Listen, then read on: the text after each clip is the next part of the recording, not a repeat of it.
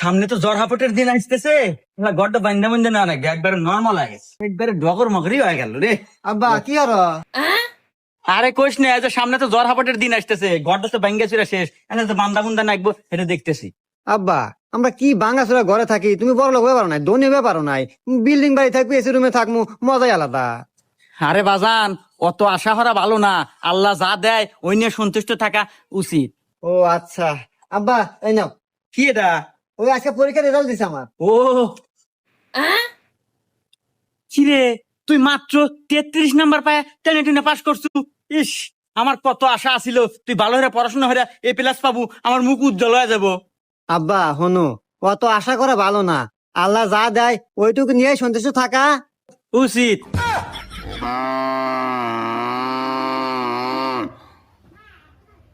আব্বা তাহলে সন্তুষ্ট থাকো। বাইগান